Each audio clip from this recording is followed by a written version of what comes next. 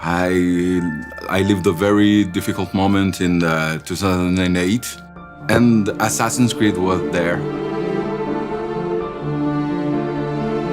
For me, Assassin's Creed represents my whole video game in the career. It's really like where I learned my job, where I grew in my job. That was really the game that showed to me, hey, you gotta step it up, but like you gotta move on from the PS2. And I fell in love ever since. Assassin's Creed, especially in those early days, showing people what could be done in this kind of broad open space. Just like climbing up things and just looking at this world and being like, oh wow, I've never done this in a video game before. You get to experience time periods you maybe heard about at school, but now you get to like experience it in a completely different way. It's not just a game, it has a philosophy behind it. It's a universe. It's not just a single setting in a single time, but it's different settings at different times. It's like a narrative universe that comes to life.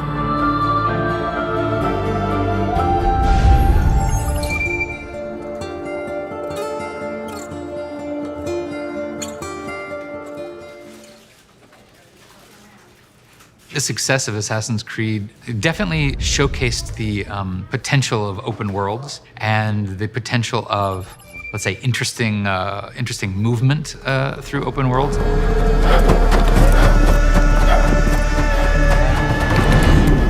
For Ubisoft, Assassin's Creed was very, very important because it was really the game that set the global company as a big leader of the industry. Especially the first Assassin's Creed games have a lot of features that open worlds since then from other companies have adopted. This is something very unique that literally, I think, drove Ubisoft's, path for the last decade at least, showing that we could reach this level of ambition, basically. Guards! He's behind me! You have to stop him! Je suis entrée dans Assassin's Creed avec le 2. J'ai fait le 1 plus tard, donc je suis tout de suite tombée sur Ezio Auditore, dont je suis totalement tombée amoureuse, mais amoureuse au sens large, c'est-à-dire que j'ai trouvé le personnage vraiment super intéressant. Insieme per la vittoria! Insieme! I love Renaissance, I always loved that, so I am also Italian too, and yeah, it resonates a lot with me.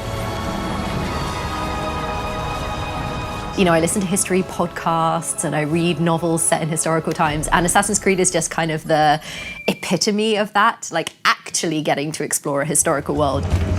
And that you can go to places that I've actually been in real life, because I haven't really been anywhere apart from England. That was amazing. 2017 was special for me because I just graduated and I was doing like YouTube on the side up until that point, but now it was really like, okay, what am I going to do with my life? And the coverage I was able to do on that game, and like I really fell in love with it, and making videos on it really solidified my chances as like a full-time YouTuber, and I've been doing it ever since. What I always loved about these games is that they are telling a story that goes through the ages, and at the same time, the events happening in the past have consequences on the present day, on the modern day. So it's this connection through time that I was always interested in, especially in the first games. That's what started the fire of passion for these games. How does this work? Of course. Deep breath. The main ingredient something like that has to have is it needs to allow players to come in and almost create the story with us. In 2013, I started, along with a number of Italian friends, this fan project. It's called Access the Animus. It's dedicated to all the information about Assassin's Creed. You'll always be tied to it because of just how connected they've kept you in from the beginning, and because of the storyline and the lineage of each of the characters, where they've come from, their ancestors and stuff like that. Even when we don't have a new Assassin's Creed game coming out, fans can already start dreaming about what they'd like to see. They can start drawing pictures of assassins that they would like to see in different parts of history. Okay, the new Assassin's Creed game, where are we at? What's the timeline? How is this connected to the main people and stuff? We try to explain as much as we can to the other fans because it's a huge franchise with a lot of details.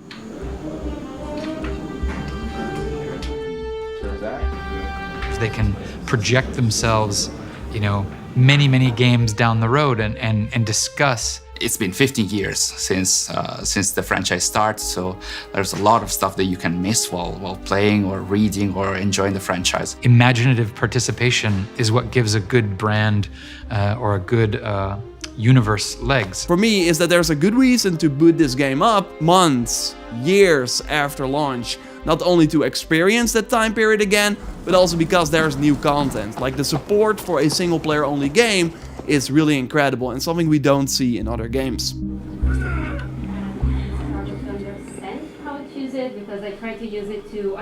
We need to, at the same time, please the fans, but also give reasons for newcomers to join the community. When you first open the box and this brown box, you see this logo that has appeared recently. Yeah, you have the letter that... It was a crazy letter. Like these boxes that have been sent to the mentors, they always have a letter and then different goodies.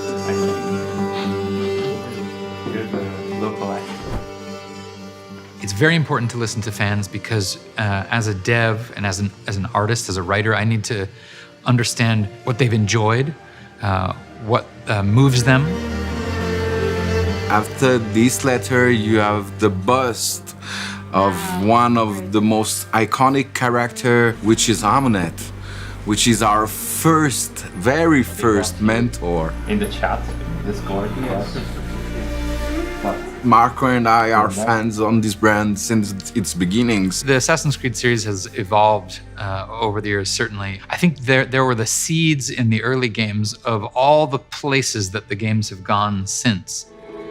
The biggest challenge I've faced in developing this series is learning to manage the proportion between historical accuracy and historical events. I can understand that with game design, there has to be some choices sometimes have to be made.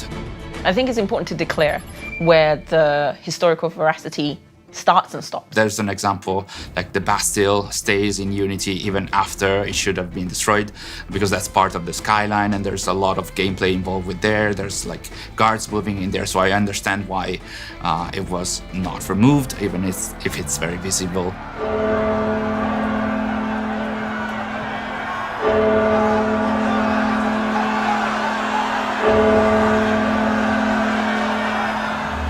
Assassin's Creed is important for the industry and was important at the time, especially because it helped show that we could have a very good mix between playfulness, having a challenging adventure, etc., and also a very serious, if not mature, setting. En tout cas, les Assassin's Creed n'ont pas vocation à être des cours d'histoire. Je suis pas là pour retourner à l'école. By the time I got to Black Flag, I understood that telling a story was far more important than really just making sure that all the history was accurately represented.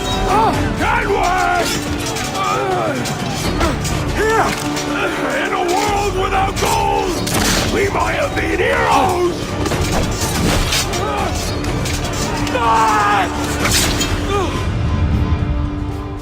Ça va surtout être l'ambiance, les décors, les environnements et les différents personnages qu'on va rencontrer qui sont importants.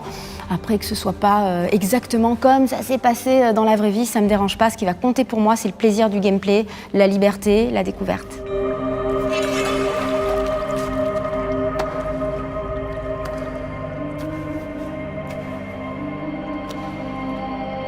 Requiescat in pace, Caesar. And it's my hope that I think going forward that we continue to do that. That there's a game there every couple years for everybody. For me personally, the historical tourism and the Assassin-Templar conflict are my favorite elements, and I hope to get the chance to dive deeper into that in the coming years. I do hope to see the return of the assassin fantasy, doing missions for the Brotherhood, discussing the Creed, having a look at the take on the Creed on that specific time. I can't wait to understand why Basim became the one we know in Valhalla. I'm ready to have some parkour moves also, because in fact there's something that is missed in the last 3 games.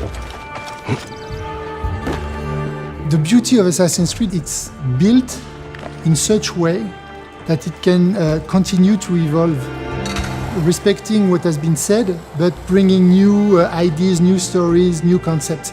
And so I think that the future is very bright for Assassin's Creed. Il y a des jeux comme ça qui ont marqué l'histoire, il y en a quelques-unes, mais il n'y en a pas tant que ça, qui sont encore là aujourd'hui, après tant de temps. Et Assassin en fait partie, et j'espère que ça va continuer, qu'on aura encore de belles histoires et des contextes historiques encore à explorer avec la saga. Remember, nothing is true. Where other men are limited by morality or law, remember, everything is permitted. We work in the dark to serve the light. We are assassins. Nothing is true. Everything is permitted.